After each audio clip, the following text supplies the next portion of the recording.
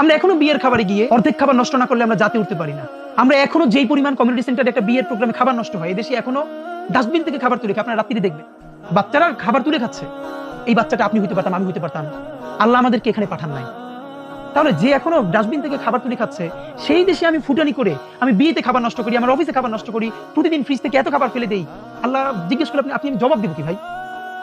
সুতরাং যতদিন না পর্যন্ত একটা ন্যূনতম অর্থনৈতিক মুক্তি মানুষের জীবনে ঘটবে, আমরা যত দিনের কথা বলি, ভালো কথা বলি, এগুলো তার জীবনে কোনো ভ্যালু অ্যাড করবে না। কারণ ক্ষুধার থেকে বড় দিন এই দুনিয়ায় নাই। আল্লাহ রাসূল এই জন্য চরম দারিদ্র থেকে নিজে পর্যন্ত আল্লাহর কাছে পানা চেয়েছেন। চরম দারিদ্র এমন জিনিস যে মানুষের ঈমান পর্যন্ত নষ্ট হয়ে যায়। সাহাবারা পর্যন্ত কষ্ট করেছেন, আর আমরা কি মানুষ বলেন?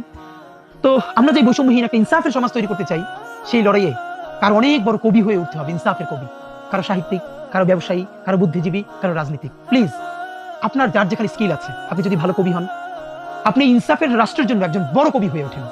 আপনি যদি চিন্তক হন, আপনি গবেষক হন, আপনি লেখক হন, ঔপন্যাসিক হন, আপনি ব্যবসায়িক হন, আপনি প্লিজ 10টা কাজ করেন না। আমরা যে লড়াইটা করতেছি, আমরা কোনোটা ভালো করে করতে পারতেছি না। আমরা ছোট্ট একটা টিম, কিন্তু আমাদের অনেক কাজ। এবার যদি আপনারা কেউ অনুপ্রাণিত হয়ে কবিতাটার জন্য 10টা নজরুল দাঁড়ায় যায় আগামী 20 বছর পরে, 50 জন ব্যবসায়ী দাঁড়ায় যায় ইনসাফের পক্ষের জন্য, 50 জন রাজনীতিবিদ দাঁড়িয়ে যায়, তাহলে তো ইনশাল্লাহ এরকম এই দেশ আজীবন থাকবে না। আমরা একটা ভালো দেশ পাবোই। সেজন্য আমাদের সবাইকে এগিয়ে আসতে হবে। এটাই শুধু আপনাদের প্রতি আমাদের অনুরোধ এবং আবদার।